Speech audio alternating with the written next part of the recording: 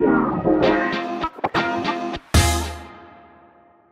Pronouncers, welcome back. We've got an awesome episode. Nikki Bowen out of Cotton Street Apparel. She went through a crazy rebrand from Machine Gun Graphics to Cotton Street Apparel. And it really helped grow her sales in her city. So we're diving into that. We're diving into customers she got rid of, a big customer she lost, and how she dealt with that, and a bunch more. Before we get started, we've got 4 incredible sponsors. You know their names. We know their names. Steven, you want to draw one out of the hat? Sure. We're going to start. We're going to start with Supacolor. Supacolor is the world's best heat transfer, made for screen printers by screen printers. They understand the pressures and expectation of a screen printing business, and that's why they pride themselves on being super fast and super easy. When you've got hard to press garments like a North Face, Supacolor can come through for you. I can't tell you how many times I've been in a pickle, and Supacolor is the call that we always make. Experience them for yourself using promo code Printavo15. Get 15% off your first order. Thanks so much, Supacolor. Multicraft Daddy, if you open up his account on Instagram and send him a DM, he's sending out PMI tape every single week to a lucky winner. Multicraft screen printing and digital supplies for over 50 years have been providing you with top brands at competitive pricing. And if you mention a Printavo pod, you get an extra 10% off your first order. Congrats to Multicraft for hitting 972 followers. Let's send them some more love, people. 28 more. All right, Bruce. You shouldn't spend all day cleaning dirty screens. EasyWay's line of environmentally conscious chemicals will get the job done faster, more efficiently, and will cost you a fraction of the cost per screen. You know it very well. At Campus Ink, we use 701 and 842, and those are our favorite chemicals. If you value a company to help you with the how-tos, best practices, and questions, EasyWay is there. Give them a go. They are the easiest way. Thanks, EasyWay. Graphics Source. If you need a solution to improve efficiency and reduce costs in your art department, Graphics Source offers industry-leading outsourcing options for your shop. Campus Ink plugs in, is it 3 or 4? I'm always mistaken. Nick corrected me and texted me, and he goes, "You have 4 artists, by the way." 4 artists that help plug in and do digitizing, SEPs. What else do they do for you guys? Back office. They work in Shopify. They're doing mock-ups. Yeah, they're basically a huge part of our company. A lot of stuff. All right. For over 30 years in the game, they know exactly what a shop needs. They work with tons of shops and plug into your shop management system, Printavo, Inksoft, whatever it is, Shopify. Hit them up. Printavo Pod 24, Printavo Pod 24. That gets you 50% off your first vector, SEP, or digitize order to try it out. And then they've got the full staffing solution if you need from there. All right. Let's jump on in. Nikki Bowen, Cotton Street Apparel, Winston-Salem, North Carolina. Second time on the show. I don't know if you knew this, Steve. It was like 2 years ago. Maybe, okay. Maybe a little bit. So then this is like a recheck-in. How's your New Year been?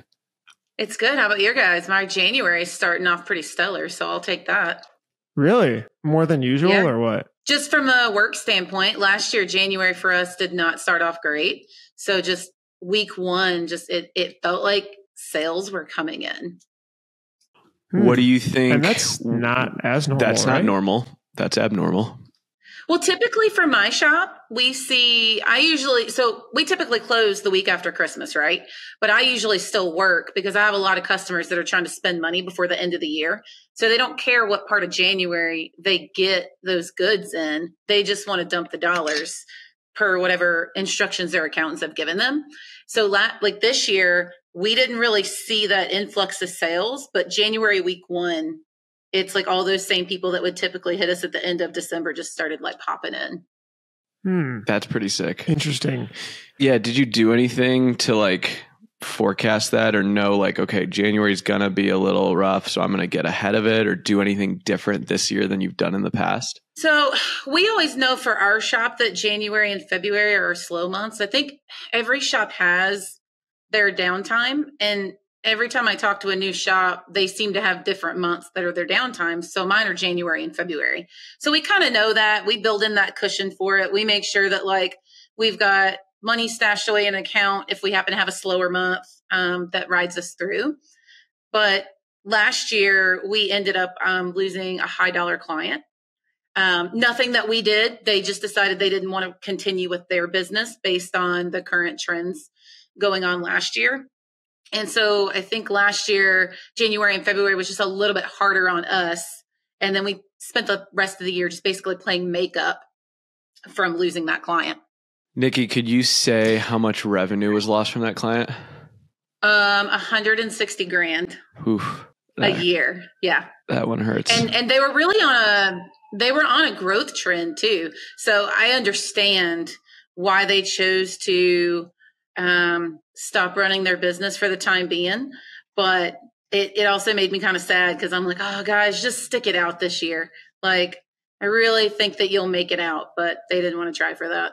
Was that because they were totally pivoting? Wait, they closed. They shut down their company.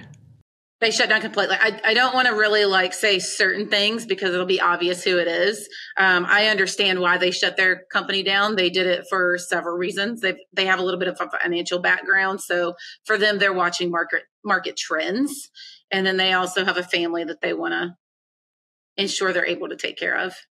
That's really interesting. Like putting all your eggs in, having those kind of customers that you rely on so heavily, and then one next day they could just be like, we're not working with you anymore. Yep. Do you have a lot of other big ticket clients like that? I've got one other one. And they spent the first part of the year kind of putting themselves on pause, but they ended up coming back in full force. So they did the same dollars that they did the previous year. But yes, it was a good lesson learned, actually. It was a lesson of maybe don't pack out our one press for just that client, and maybe start to look for some clients that can make up for the sales that we're losing in a time like that. But it is fun to work with one big client. It's fun because they did a lot of really high color count sim process jobs. So they're kind of that client that tested the gambit on what we were able to do as a shop and what we could produce as a shop. But in the same respect, I could run 1,000 one color front left chest prints and make the same money in half the time than I would make on some of, some of their jobs. So it's kind of one of those things that started to really make us look at how much time we were spending on some of their jobs and put us into a space where we want to start looking for some clients that have lower color counts just so we can turn the presses faster. Do you think if you see a client that's growing, because I'm assuming they didn't start off at that size with you. So, if a customer's growing, started off very small with us, we grew together. And so, if they grow over, let's pick a percent, 10% of your sales, does that start to although that's awesome, right? Is that like a red flag now, or how do you treat it? I think in the future, to guarantee X amount of press time for a client that's bringing in that much revenue, I think that's a place where we as a company should start looking into contracts just to ensure hey, we're giving you this much dedicated time and this much dedicated space inside of our shop. So if we get to a point where we need to give a specific customer that much press time or even their own press, let's say we bought a piece of equipment for a client like that, I think that's a space where we need to start looking into contracts as a company. What do you mean by the contracts? As in signing something legally with them to say they must do X dollars a year? I think so. Yeah. I mean, I've spoken with a few other people that have some of the same size clients, and those are the routes that they've taken. If they've gone out of their way to purchase equipment for specific clients because they've needed to upgrade their shop or their processes, they've had those clients sign contracts that say for X amount of years, this client's going to spend X amount of dollars with you. I was talking to someone, I want to say it was Rich at Culture Studios, and they were talking about the myths of contract printing. They're back in the day, contract printing was much different than contract printing is today. But my question is, okay, I'll just put a situation out there. You have a client, they're spending a couple $100,000 a year with you. They sign a contract. at some point they can't afford it. They're going broke. They can't pay you anymore. They don't like you. You don't like them. And they're ready to it's over. Like the relationship is sour. What good does a contract do? Are you going to take them to court? I agree with you on that. And I think that's a case by case basis, because I think that's the world that you get into. Let's say you're going to fire a client. I think that falls in that same realm. They've become a problem client for you and they're costing you money. So just like a client with no contract, that's just someone that you would end up firing if they didn't want to be with you anymore. I would never, if someone's going broke, and even if they had a contract with us, I wouldn't want someone to spend every last dollar they had just to fulfill a contract. Have you done something like that, Stephen? So this is interesting. This is something we think about a lot, right? Because we get licenses and get in bed with the schools, right? And these schools will produce hundreds and thousands of dollars, if not sometimes millions of dollars of revenue. We do it with our national partners, and we take on the burden of a lot of their work, whether that's 3PL, whether that's handling their marketing, fulfillment, reporting, all that stuff.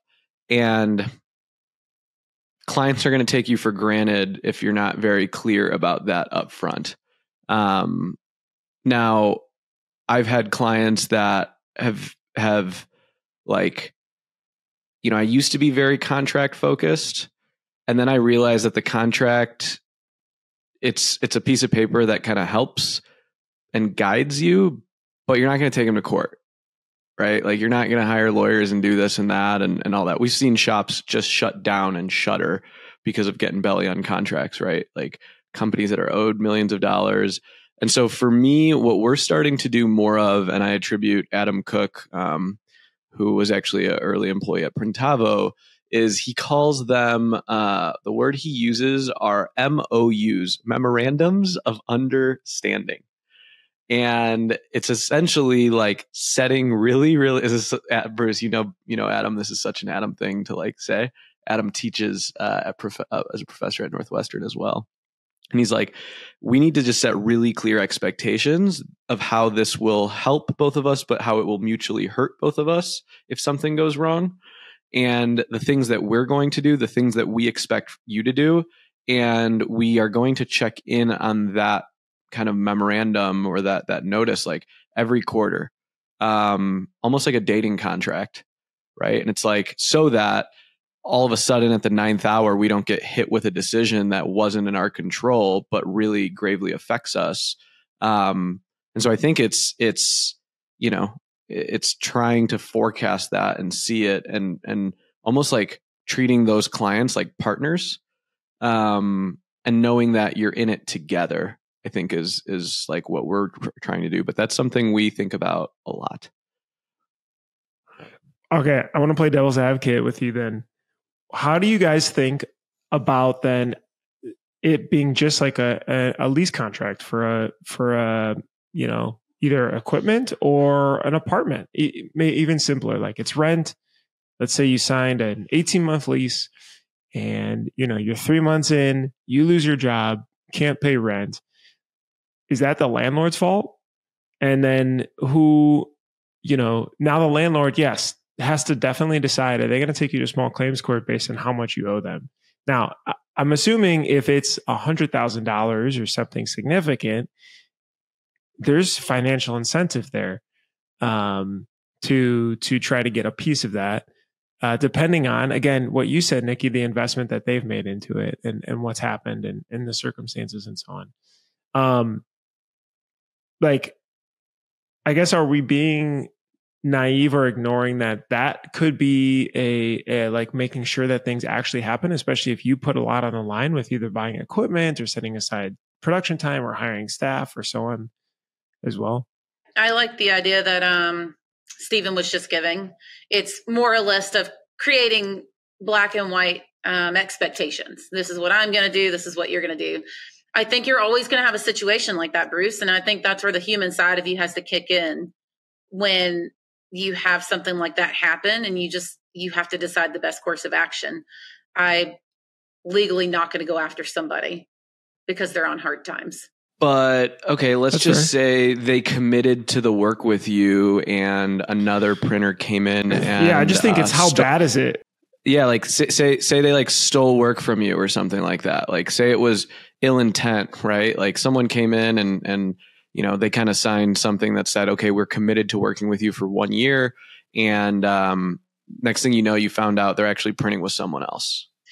I think that's where you have to get lawyers involved, and you've got to sit down and decide, like, am I going to lose money by going after you, or is it worth my time to walk away and just go find new clients to fill the space that I've got available now?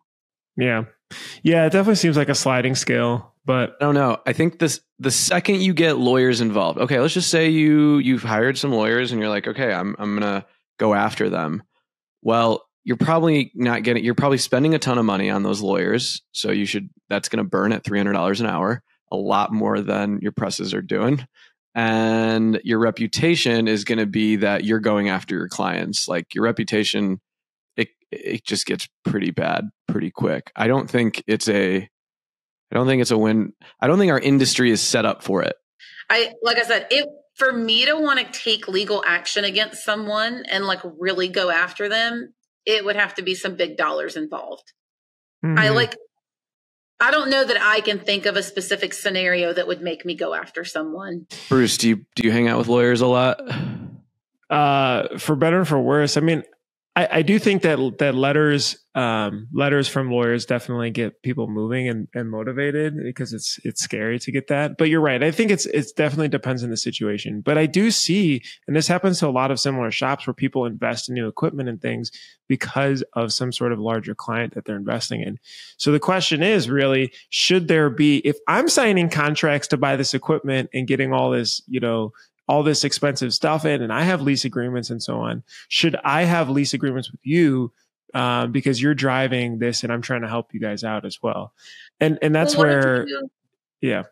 Merch What if people you aren't get to that smart. point though? Maybe that's where you start to treat it like a loan, where you start doing background checks, you start doing credit checks, you start looking at the history of their company. Like, I think those are all like valuable things to look at before you go down the road of making like massive purchases. I've thankfully not made a massive purchase just for a client.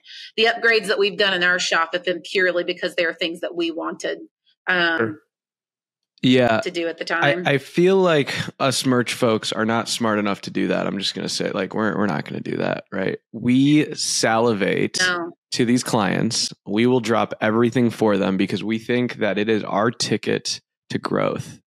And I think that's scary because you validate the business on what you have today without focusing on, like, okay, if I don't have it in 6 months, we'll just figure it out when we get there. And it's like, you're powerless then.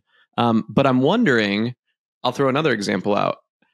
If you had a huge client and you needed to bring in more equipment, have you ever seen a situation where the client buys the equipment, like puts it in for you? I have not. That sounds interesting though. I wonder if anyone's ever, I don't know. Someone once approached me. We're selling a ton of glassware, like pint glasses for bars. And we were ordering them, and the bar owner's like, what if I bought the pint glass printer for you?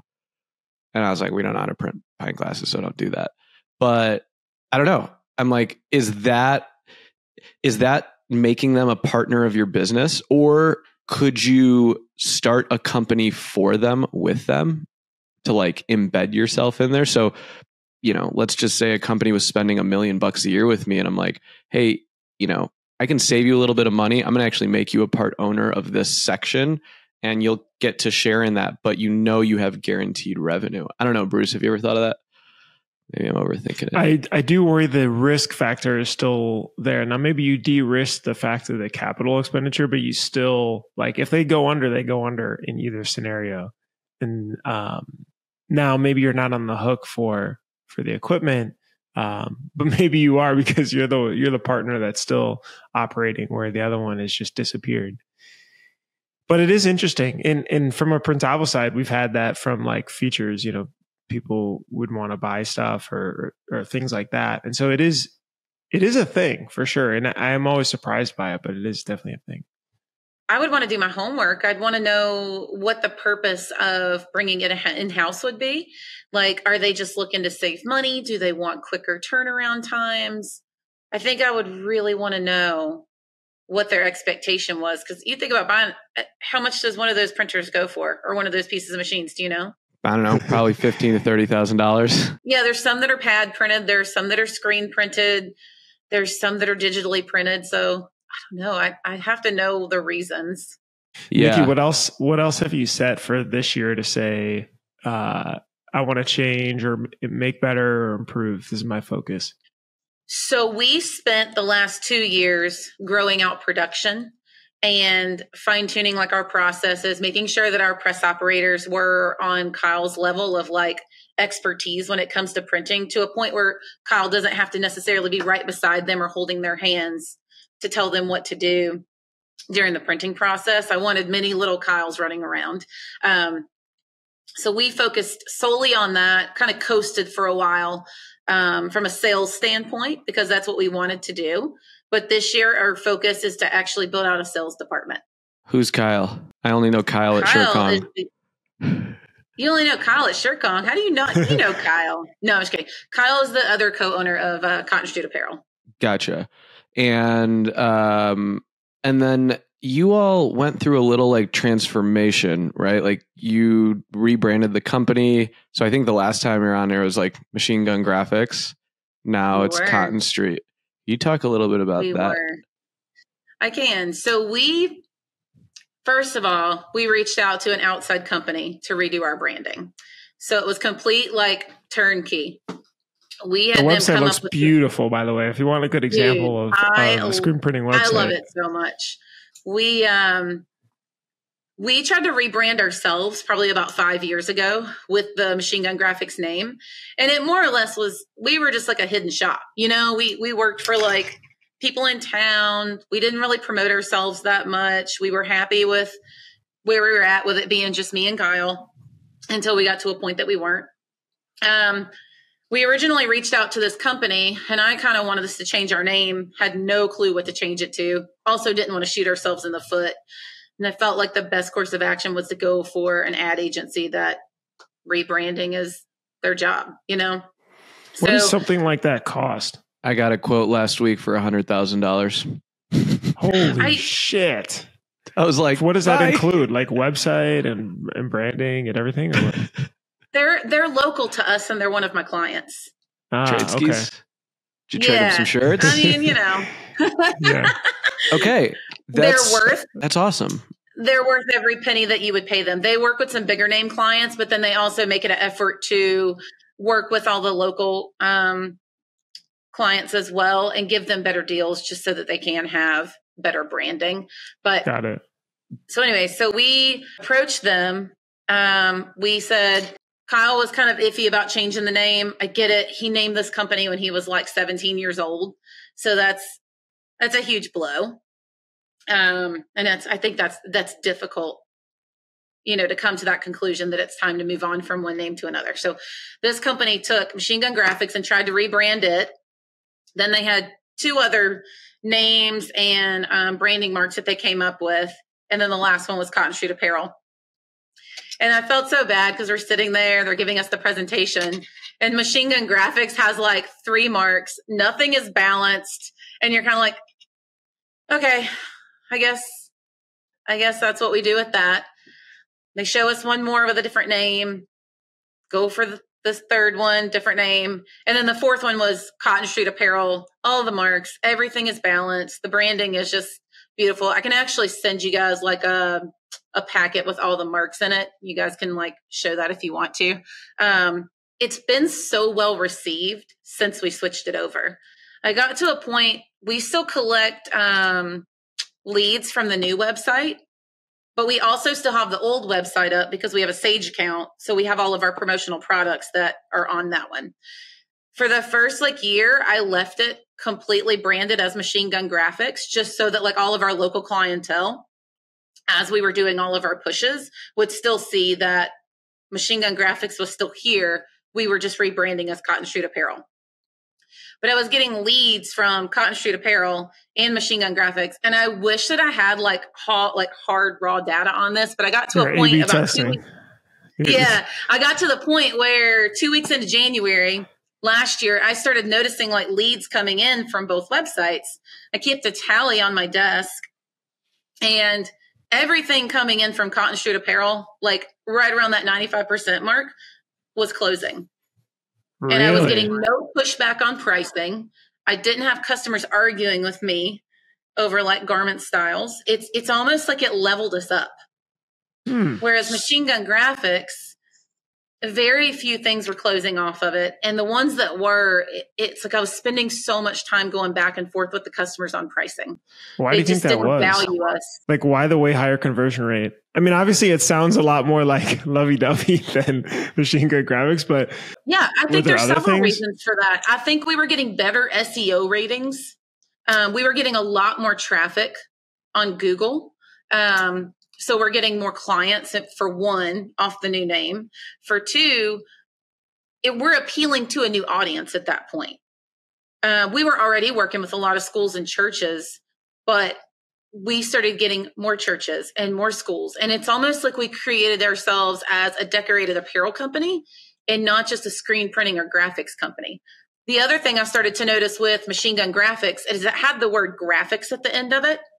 And when I was in retail, we used to call shirts graphic t-shirts.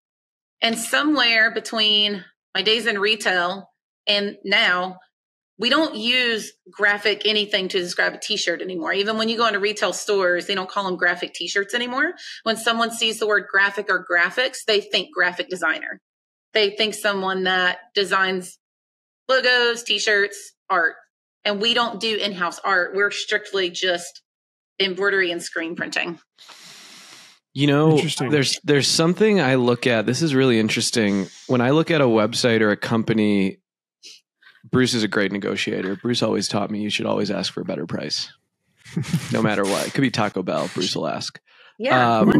No more Taco Bell. Sorry, you can't have Taco Bell right now. You're on. Yeah. Well, at least Taco Bell's not what gave you the. Yeah. We love our Taco Bell. Issues. Well, Bruce has a tummy ache. But when you see a really nice brand and it just looks beautiful, you're like, no, that's not a company that negotiates. And you just kind of like assume whatever, like when it just looks nice from the outside. Mm-hmm. I think when you see that it's more mom and pop, when you see it's maybe ruggedness or kind of the holes and stuff like that, you're like, oh, I can lean on them. I can push on them. I'm going to be able to negotiate with this guy or this girl, you know? And so I think there's something to be said about having a really nice brand, and it's almost like your front door looks really good and it sets the precedent that we're a high-end company. Which I think is interesting is, you know, if I work with like a contract company, I'm always negotiating. If I'm checking out online, you can't negotiate, right? I think that's really, really, really interesting. So for those that were kind of thinking about how much it costs to brand or go through a rebrand, there was something you said there where you found a local company that was talented at this. And I think there's merit in hiring an outside agency. I think that that's powerful. We all think we're artists, but when you see how the agencies work, it's a little bit different. And whether you pay them up front or you trade for services, like they're going to need merchandise. So if you printed them, you know, 5 or 10 grand worth of stuff, they could do a whole build for you and like revolutionize your business. But I think it's appropriate to pay anywhere between $5,000 and $10,000 for a small business to get rebranded. I don't know. Does that feel right? I think I've heard the upwards of $10,000 to $15,000, but we asked for a lot more marks than they would typically give with a package like that.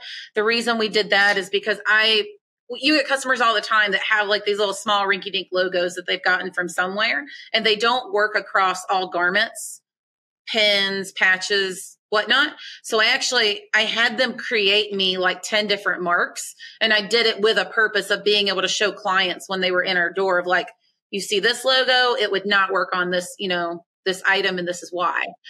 So we got a lot more than most, but yeah, 5 to 15. It also depends on if you want the website. If you don't need them to create that website for you, that's a cost that you can factor out as well. I would totally have them do it. I We're think going, that- yeah. I Yeah. think the website's like the best part. That sounds about right, especially for your new conversion rate. I mean, you did this January last year. Why then versus it sounds like sooner could have been even What took bigger so win. long? You know what? It was on our back burner. We were busy. So like even during COVID is like probably 2019 is probably our year that we just like really spiked up in business. And then obviously COVID just kept that going because we started working with like so many different types of clients. Kyle and I've been busy, and we put things like that on the back burner because in that moment it wasn't important. Hindsight looking back, I wish we had done it sooner. How do you split up the company with like Kyle? It sounds like Kyle's on the production side. Are you then on the sales end of it? Yeah. So Kyle's on the production side of it. And then I have everything that's like sales, business related, and admin. Gotcha. So what does That's why that's changing this year. Yeah, but as we were chatting, you'd said like sales is going to be your focus this year, an outbound sales strategy. What is your sales strategy right now? Is it primarily inbound? Do you have a team? Tell us about that. No, it's just me. Okay. It is just me. And last year I came off production 100%. And my focus was just to like foster the clients that we already had and check in with them, work a little bit closely, go through our customer roster every so often and figure out who hadn't ordered with us for a while and just reach out to them and kind of build that actual relationship, which is something I don't think we've done in the past. We've been more focused on production and letting the work come to us versus going out and getting it. So how do you balance the chaos of owning a company and the discipline of going back to sales? Like I am the best salesman at campusing, but I'm an awful salesperson, right? Like same with Bruce.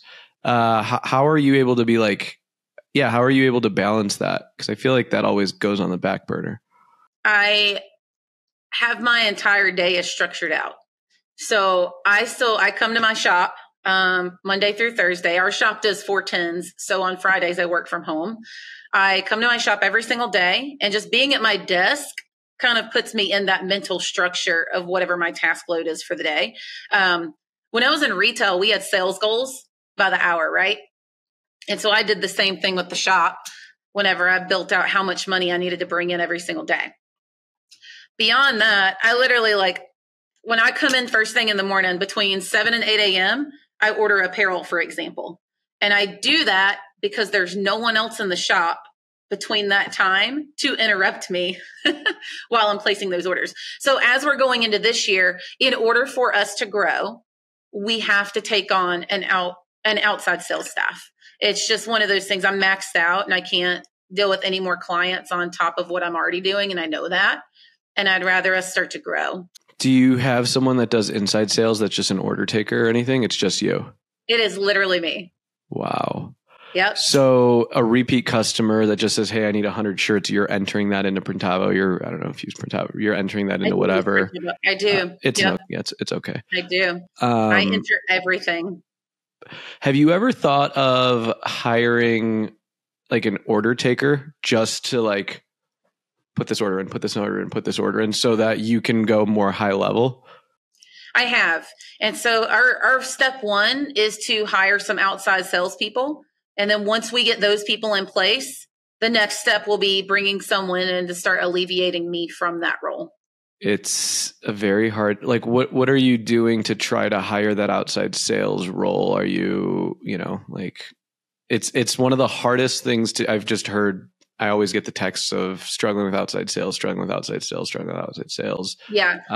What are you doing to fill that role? Like to make sure it's worthwhile? So we already knew back in November that we kind of made our final decision that this is the path that we wanted to take.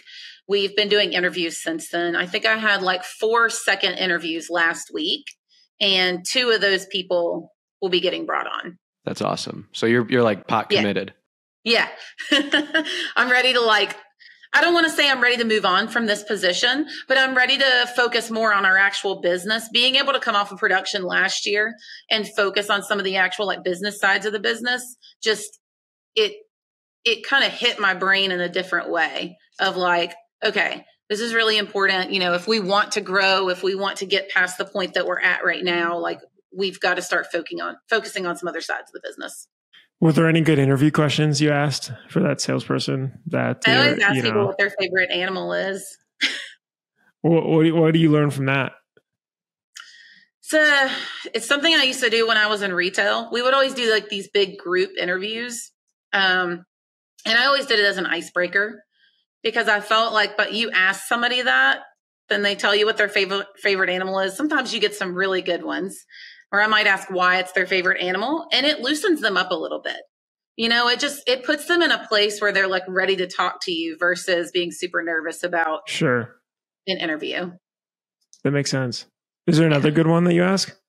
No, because I think other things typically come up naturally after what's your favorite animal? I'm also an animal lover. So. Steven, do you have any good interview questions that are like when you ask it, you're like, okay, I have a pretty clear direction on this person?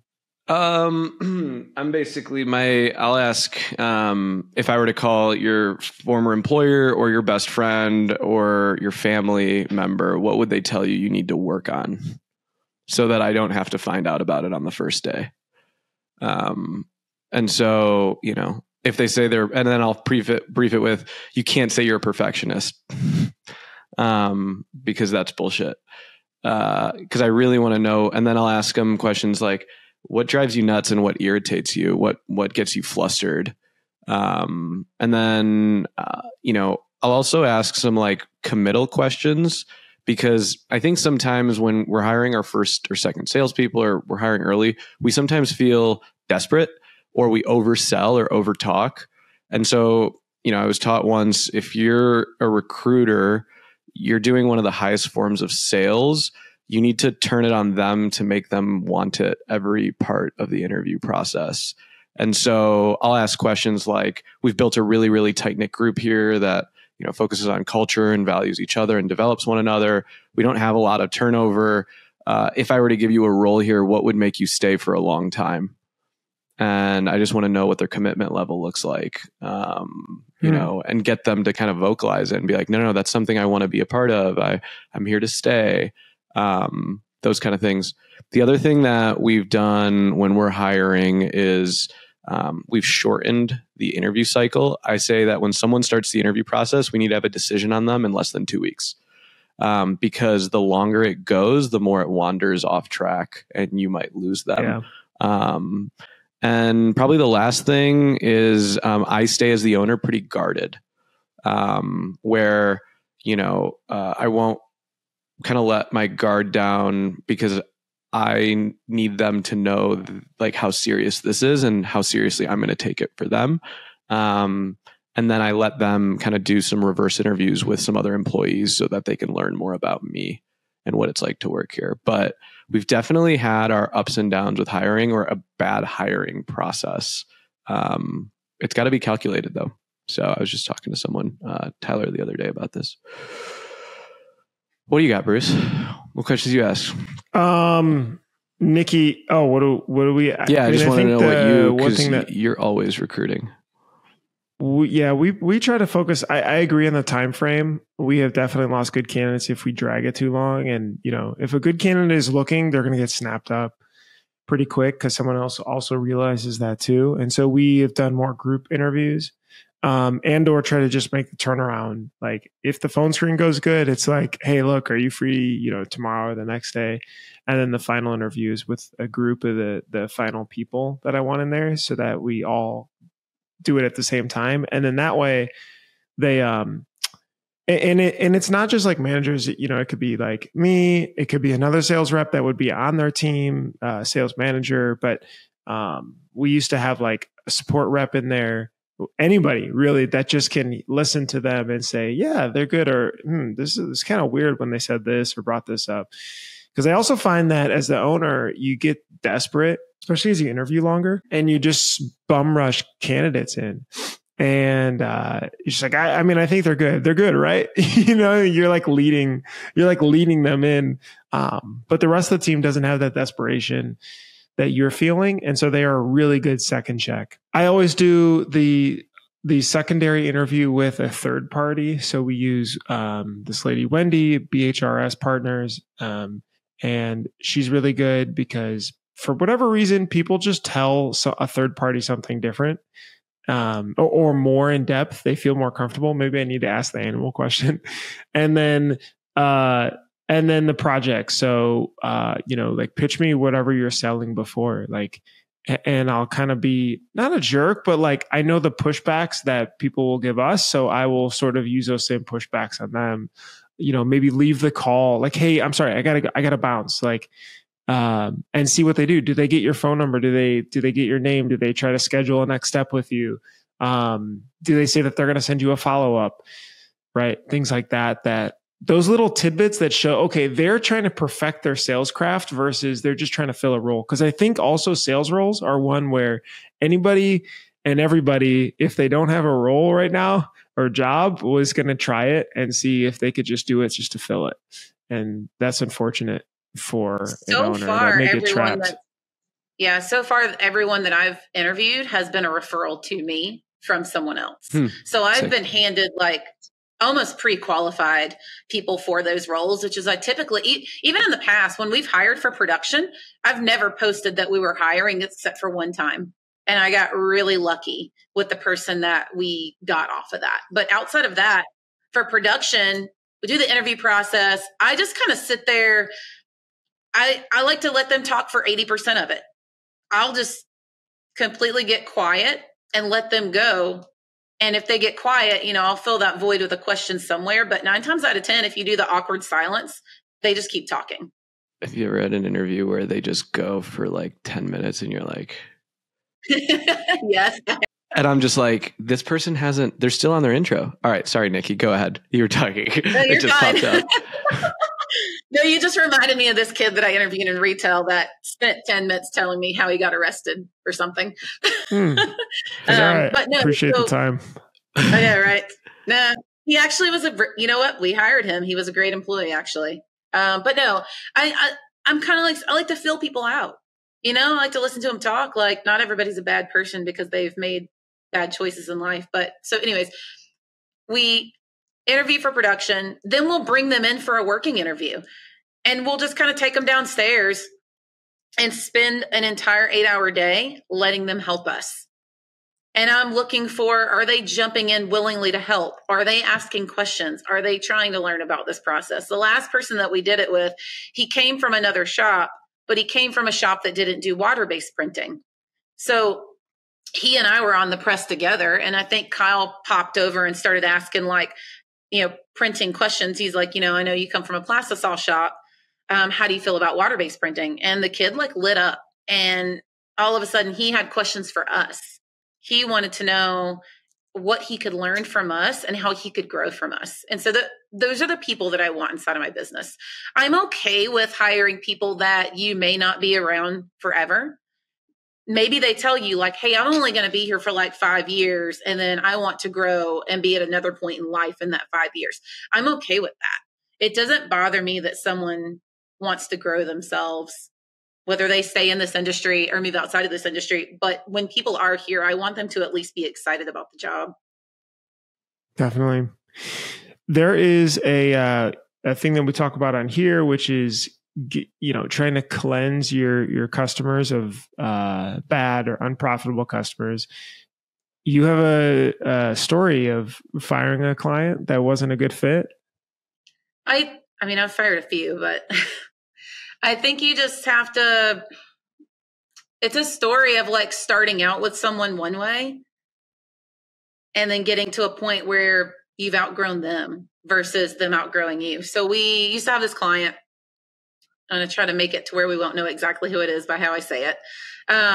They used to get their own goods produced, right? And it was all professionally produced, but they would dye their own garments. Like in so when we first started working with them, their own dye house, like their own bathtub at home. Oh, yep. At their house. Bruce, do not get into tie dyeing, but stick to heat pressing. Well, it wasn't tie dye. Anyways, so they were dyeing their own products, which, we're in an arts-based town. So some of that stuff is kind of cool to be a part of, like it's almost like you're starting with someone when they're first starting out their business. They have a great business plan. They're literally just looking at us to do the printing. So we take that on. And that's back in the day when we had our Falcon press. So it was before we bought the rocks.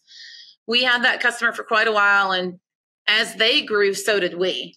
But as we grew, we had to start changing our expectations of them. Like, for example, you're not going to get these garments printed the same day that you drop them off anymore. We have to be prepared. I need you to send me an email. Give me at least 5 days. Like, send me an email saying, hey, we're dyeing this today. This is what I plan to bring to you on Friday. That way, at least I know what's going on, right? Again, small shop, not really thinking about it. You get to a point of COVID. We grew. She grew. She's selling an item that sold very well during COVID. We bought our new oval. We still had our Falcon up and running. We were running oversized prints and sleeve prints on the Falcon because we could not get the pallets for the oval for about 6 to 8 months during COVID. So the Falcon goes down one day, and Workhorse actually bought that company at some point, and they service it, right? So the battery in it died. We send that piece off to get it fixed. That's like a 3-week turnaround time. So that's a press that's down for like 3 weeks. Still can't get pallets for the oval yet. We're communicating back and forth with this client. She lost it on us. And she came at us as if we didn't want to work with her anymore. Because we had grown as a company. And I was like, that's not true. If we didn't support you and didn't want to work with you anymore, we wouldn't print this stuff because I make a lot more money printing these jobs over here than I do printing this contract job. But it just got to a point where nothing we did satisfied her anymore. She didn't have good practices with how she was dyeing her garments. So we printed a garment one time. It was like an off yellow garment, right? We printed it, sent it through the dryer, comes out on the other end, and it has like scorch marks on it. It looked like if you took something and sat it under a flash for too long and it had like that yellow hue to it. Like, well, it didn't look like that when it went in the dryer to begin with. So I have a mom that worked for Hanes for almost 30 years, right? She's worked in the dye process, the shipping process, the production, anything that has to do with Hanes, she's been a part of it. So I reach out to her and I'm like, hey, I want to ask you a question about dye processes and get your help on this. So that's when we learned that the customer was still leaving chemicals in the product. So in their process at home, they weren't even removing all the chemicals anymore. Mm-hmm. So for a long time, we were just doing white discharge and black discharge. And I kept telling her, I'm like, hey, there's a problem with your garments. I don't know how long we can keep printing these and me feel good about the product being out there because I don't know what kind of ramifications against us, if something happens. But then we started doing color discharge for her. And if you know anything about discharge, it was not mixing very well with the chemicals that she was not washing out of her garments. So we ended up having to cut ties with her. And I think it was a good lesson learned, though, of like red flags to look for when you start to work with a client that might be producing their own goods. If you, like I have a mom that worked for Hanes for 30 years. I'm fortunate that I can call her and say, hey, I'm seeing this problem with these garments. And she off the top of her head knows exactly what it is. And I talk to a customer and they don't want to receive that information. Just kind of like, it's time to cut ties with those people. Yeah. This is the red flags episode. This is the red flags episode. No, I think you make some really good points, Nikki. At Campus Inc., we say we have clients that let us cook and then clients that want to be in the kitchen. And we love the clients that let us cook and we earn their trust to do that. Come into our restaurant, sit down and watch us cook. Don't come in back and tell us how to make our steaks or bring your own hors d'oeuvres, and I think it's a good lesson learned, like you said, that when you see those things early, oof, this could get bad or out of hand. And If clients are coming to you with those specific things, it's probably because a lot of other people also have probably said no to them, maybe been like, no, we're not doing that. Well, and so, be careful. Right. So, yeah. Well, they didn't say no to this person originally. We just happened to be one of the first people that they started working with just because of the reputation in the area. And we don't shy away from certain types of projects. We still want to keep some kind of artistic value to our shop as we grow. But, just again, being an arts-based city, it's like you don't want to walk away from certain opportunities. But when you're working with a client that as they grow, they're not trying to better their processes or better themselves, and all of a sudden it starts to affect what you're doing inside of your business, it's just time to move on. Nikki, we appreciate you being honest. Congratulations as well on the Women's in Screen Printing Awards and the rebrand and all the growth that you're experiencing. Good luck with outbound sales. I think in 2 years we'll have you back and see if you just have just this crazy outbound sales machine. Or just grinding out solo dolo. Either way, it'd be fun to chat as well again. But thank you, print hustlers. We'll see you guys at Long Beach. I think this episode may come out before Long Beach. And if not, hopefully you had an awesome trade show. And we appreciate you listening. See you in the next episode. Thanks so much for listening. Hopefully that was informative. Don't forget to subscribe. Don't forget to like. Don't forget to hit the bell for notifications if you enjoyed this video. If you enjoy all the stuff we're putting out, it's really helpful. We love to just be able to see it. That means that we're doing a good job. To subscribe, hit the bell for notifications, and hit the like button. And I'll see you in the next episode. Bye.